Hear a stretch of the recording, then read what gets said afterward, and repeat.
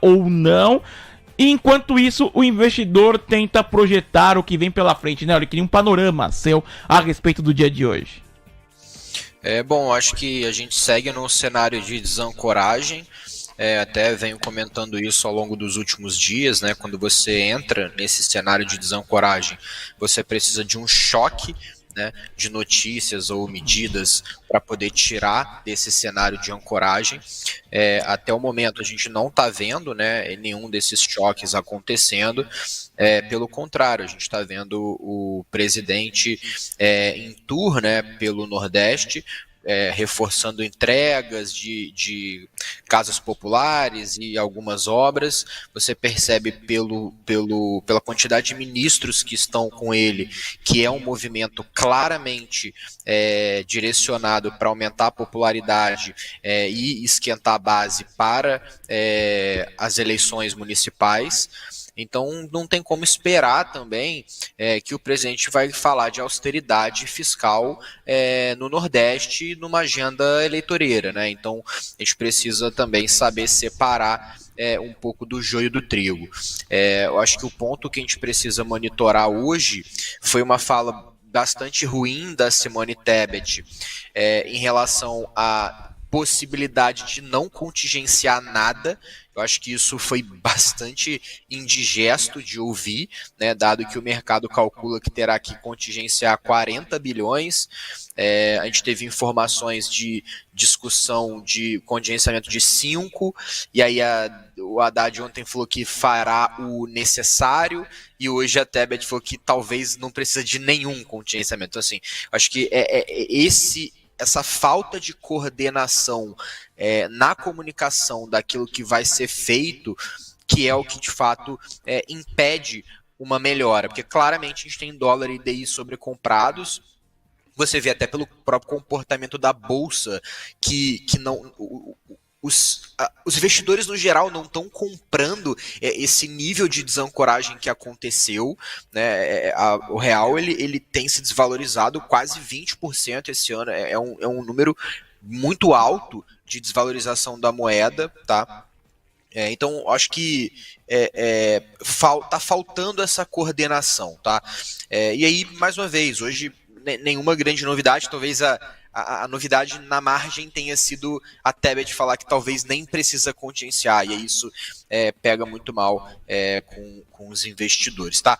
E aí, já olhando um pouco para frente, o que a gente tem que monitorar o Lula volta de viagem amanhã e vai ter uma série de agendas com Haddad relacionado à pauta econômica, à crise cambial, enfim, várias coisas que estão acontecendo nos últimos dias, e a gente precisa ver se eles vão de fato colocar um chapéu Dilma 3 e simplesmente vão peitar o mercado e falar que o investidor estrangeiro é um cretino, né, que o banqueiro ele é um safado, ou se eles vão lidar com maturidade e com profissionalismo que o executivo demanda, né, num país como o Brasil, e de fato colocar medidas que vão resolver o problema fiscal brasileiro, ou pelo menos endereçar o problema fiscal brasileiro.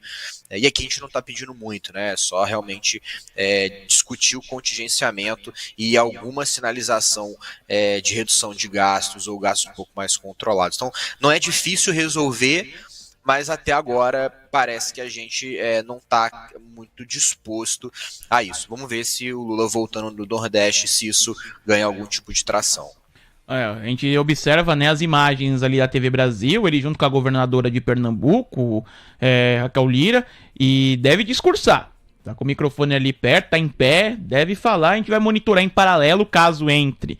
Novamente, em questões envolvendo Banco Central, dólar e tudo mais, a gente traz aqui pra você. Nesse início sempre tem aquele momento Maguila, de abraço e tudo mais. A gente vai acompanhar no paralelo as declarações do presidente Lula já já. 3h52, a gente tem por enquanto os DIs futuros perto da estabilidade, o dólar R$ 5,695, arrefecendo um pouco os ganhos agora o dólar futuro. E o Ibov com o peso de Itaú, que puxa a alta do índice, subindo 0,23% o Ibovespa, 125.005 pontos, tentando aí se voltar e se manter nos 125 mil pontos o Ibov. E o Lucas Urig tá aqui conosco, e eu convido você que tá participando do nosso programa a mandar a sua dúvida, a mandar a sua pergunta aqui pro nosso Lucas Urig, que ele responde para você. E muita gente comentando sobre o dólar no dia de hoje também.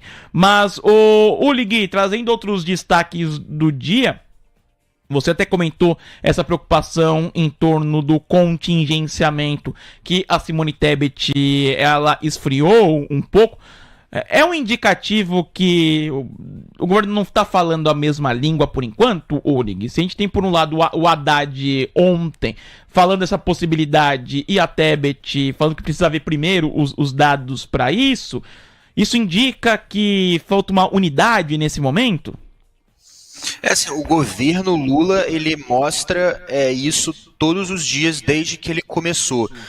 Não sei se vocês lembram, assim que a gente teve a nomeação dos ministros, isso é inesquecível.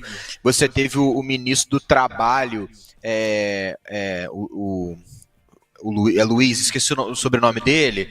Luiz Marinho. Luiz Marinho, falando que ia revogar a reforma trabalhista, que era um absurdo existir reforma trabalhista, etc, etc. E depois você teve também o Carlos Lupe, que é o ministro lá da Previdência Social, dizendo que a Previdência não era deficitária, sabe? Então, assim, logo no começo a gente já viu que ia ser um negócio descoordenado mesmo, dado o nível, né, da manifestação desse ministro. E a gente também sabe que os ministros políticos, né, dentro deles a gente inclui o Lula também, eles têm convicção em fazer besteira. Né? A gente já percebeu isso. Eles têm certeza do que é errado na visão deles tá certo. Né? Então, por isso que essas rupturas ou esses movimentos mais agressivos de redução de gastos, ou pelo menos o endereçamento dos problemas, vamos chamar dessa forma, sempre precisa de um estresse para acontecer.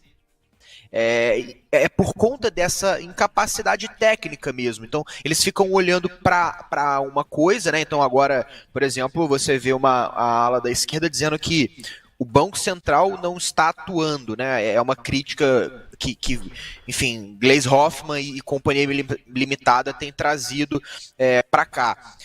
Como se o problema do dólar subir, como se o Banco Central fosse vender dólar e aí jogar o dólar lá nos R$5, como se isso fosse acontecer. A gente sabe que na prática não é assim que funciona.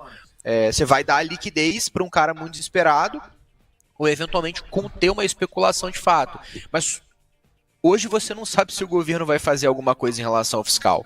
Primeiro você faz, né? Você coloca o contingenciamento, que é o que a gente está discutindo aqui, e aí até dentro da tua fala eu concordo, no sentido que falta, sem sombra de dúvidas, uma unidade. Só acho que isso nunca aconteceu, então acho que vai continuar sem acontecer. Normalmente a gente tem muito burburinho, e aí chega na mesa do Lula, ele decide, vaza para a imprensa, e aí depois a notícia vem a público, né, como uma medida provisória, enfim, PL, o que for. Mas a verdade é que você precisa endereçar o problema para depois o Banco Central atuar. Você endereçou, na visão da maioria, né, do Banco Central e dos ministros, foi endereçado o problema fiscal. O dólar continua subindo, aí você vai ter a entrada do Banco Central. Agora, antes disso, é improvável que aconteça, tá? Então, acho que, em linhas gerais, a gente precisa rever essa coordenação. Acho que não vamos rever, porque é o estilo mesmo, né, da gestão que a gente está vendo do Lula 3, é um apanhado de pessoas desconectadas, participando, né, dos ministérios. Você não tem ali um time montado para construir, né, um projeto de país. Você tem um catadão dos apoiadores, e aí cada um meio que faz o que quer, e você tem uma figura central ali que demanda coisas de cunho político para esses ministérios, né? Então é difícil a gente ter essa unidade, mas a gente muito provavelmente vai ver essa unidade acontecendo depois que a gente tiver os projetos ali com o Lula, que eu acho que vai acontecer entre essa semana e a próxima semana. E aí, batendo o martelo, imagino que a gente deva ter um anúncio disso, tá? Eu confesso que